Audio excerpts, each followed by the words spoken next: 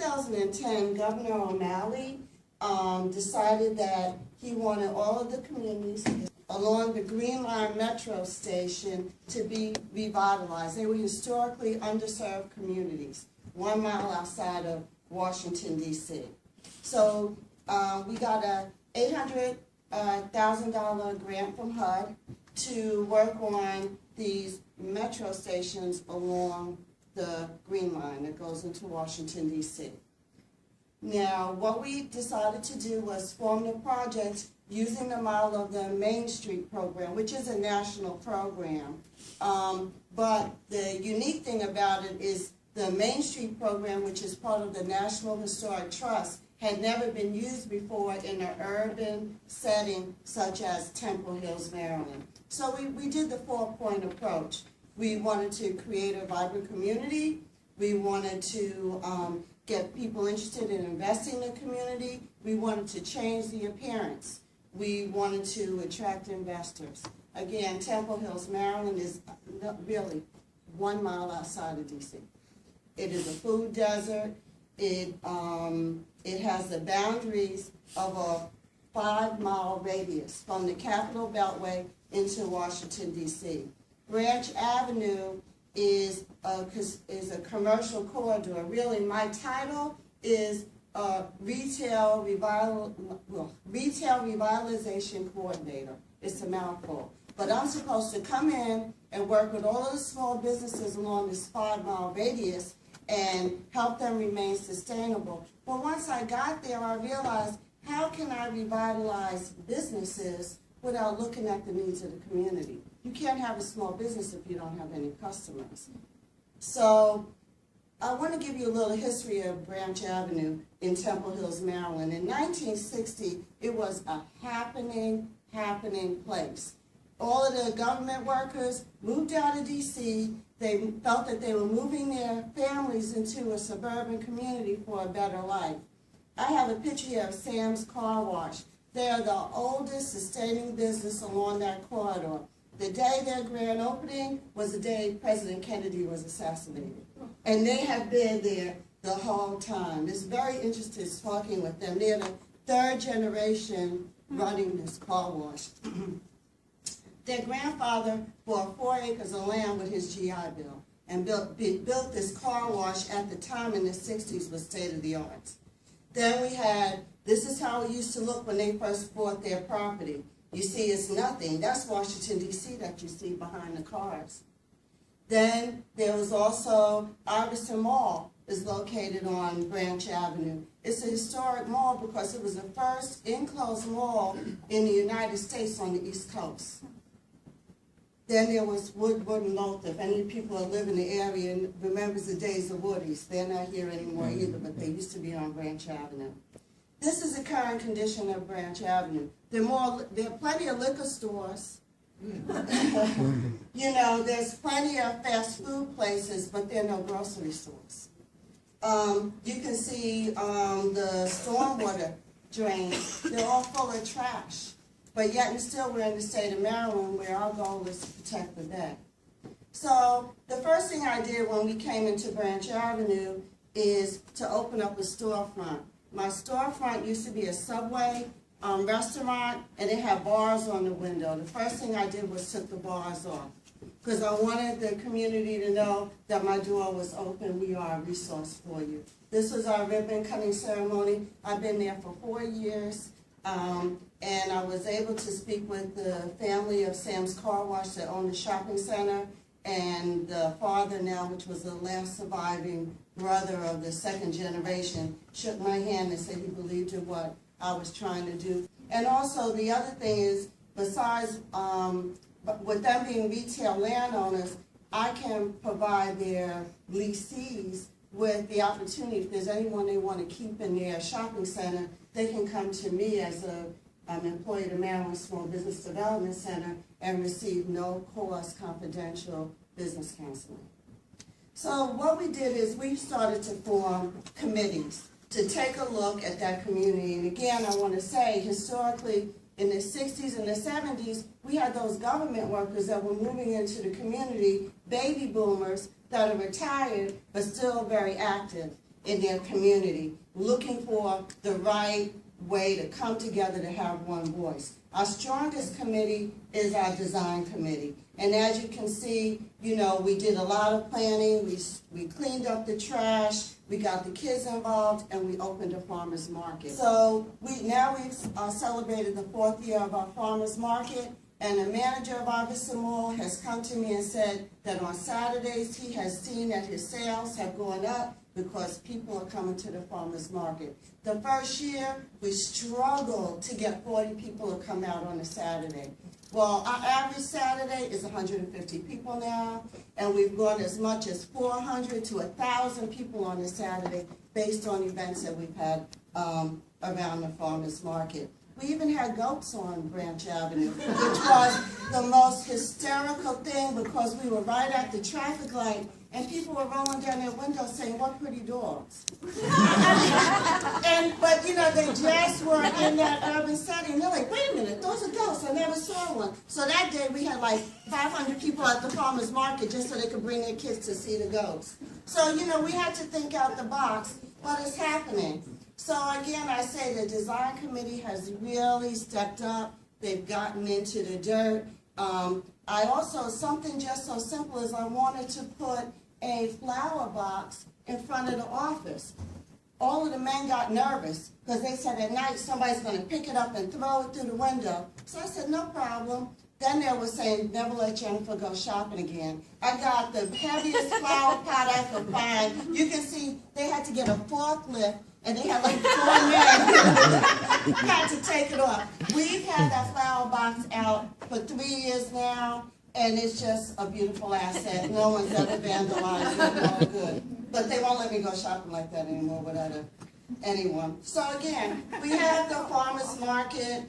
We do things like we do Branch Avenue Day. For the last 3 years, right before school starts, we have a playoff for trick or treat, which is they come to the farmer's market, they get a school bag. Then they have a map of all of the participating businesses along Branch Avenue. They go into those small businesses with their book bag and they get a back-to-school item with the hopes that the next time they need a service in their community, they'll remember that merchant that gave them a back-to-school item. And it's worked. So here we go. We had to join partnerships for my next idea, which was to take an abandoned streetscape and to turn it into an urban farm.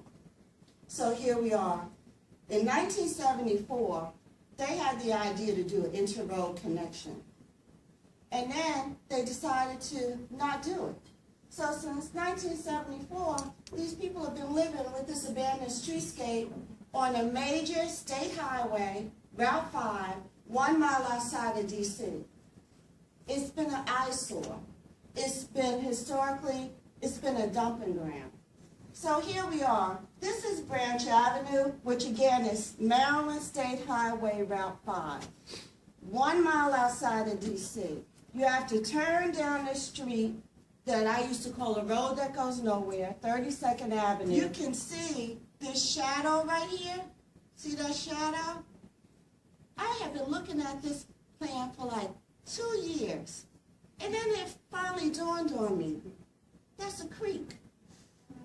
It's part of a major watershed that flows into the Potomac. So when it rained on Branch Avenue, all of the storm water flowed down to the Potomac.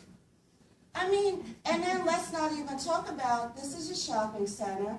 Here we go with McDonald's, so the water ran down here, the water ran down here, the water ran down here, and it all met up here and was polluting not only Temple Hills, but the state of Maryland. Brought to the attention of the Maryland Stormwater Act.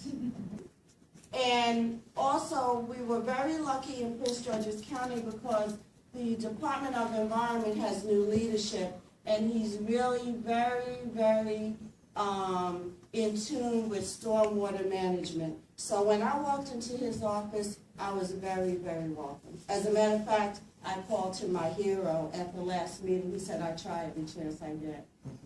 But we're going to go back. So what we've been able to do is the first thing we did was we depaved the site. So it was really interesting watching these machines come in. The county did go ahead and depave the site for us, and here you can see the end result. So we've taken up all of that asphalt, which the Maryland Stormwater Act, the counties are encouraged to remove asphalt, and they receive credits from the state of Maryland. So we're implementing a stormwater management program before we can start our urban farm. As you can see, our thoughts are, as you remember I showed you how the water will run into the site, we're going to catch it before it comes in with rain gardens. And then we're going to put a trench at the entrance as well. Then we're also going to have, next to this trench, we're going to have French drains that are going to go down and take the water where it's supposed to go, and that's into the storm drains. So we did this really with a number of partners. We had the Maryland National Capital Park and Planning funds my program. Then, of course, the Department of Environment, he really listened to what I had to say. We've got our land rights from Public Works. We've used a nonprofit, the Neighborhood Design Center, to do all of our renderings. I'm part of University of Maryland, so now the school's interested and the students are interested. We needed to, my job is to come into that community and leave it sustainable. Sustainable. So we have the River of Life Church has come in to say, we'll take responsibility for the urban farm. Again, we have the design committee, which is part of the community, and also our legislative body has gotten involved. And I want you to know that the community at large, again, these are baby boomers. They remember the 60s. They remember what you have to do. Those people stood in the doorways of their churches and their civic associations and went to their neighbors and got a petition signed. You can change, people can change things. We also, in Prince George's County, we do have initiatives. We have initiatives for green roofs. The county has a pavement removal program. They encourage people to put permeable pavement in their driveways, to have rain gardens and an urban tree canopy. This was a good time for this type of project because now everybody's on board. The beautiful thing about being involved with University of Maryland, these are all students in a graphics art class in spring of 2014. The whole semester was dedicated to branding the urban farm. These students, this is an example of just some of their work. It was overwhelming when I saw the work that they did. And they were all graduating seniors, so believe me, their work was good. And they've allowed us to use it in our urban farm. So not only are we going to have the farm there, which is kind of like a park and a farm, but it's going to be an opportunity to give education, hands-on education to the students in the area. This is what we propose it to look like. Again, we're at the point right now that we've removed the pavement, and we're beginning to implement putting up the fence, which will be a black wrought iron fence. We'll have the raised beds. We'll have park benches. We're planning on doing jazz in the garden. Part of it will be a flower garden. Part of it will be a vegetable garden. All of these will be fruit trees that will line the garden. So what the end result is going to be, we're going to have 20 raised beds. We're connecting with the community. We're giving participants a direct avenue to become entrepreneurs. And that's, again, with us being part of University of Maryland and myself being an employee of the Maryland Small Business Development Center, we will be offering urban agriculture entrepreneurship classes. And just to share, in that community, we've already established the entrepreneurship training for the third year for TANF recipients, people that are receiving public assistance. We do 8-week training with them because I always feel that there's a diamond in the rough, and a lot of times people just need a chance. We've held that session for 3 years, and it's really been quite rewarding. We also are providing people with a healthy food alternative. and giving children a different way and opportunity to learn. Know where their food is coming from. We were selected by NBC News to be highlighted on Earth Day this year. That was quite fun. That was the second time that they invited us to come back.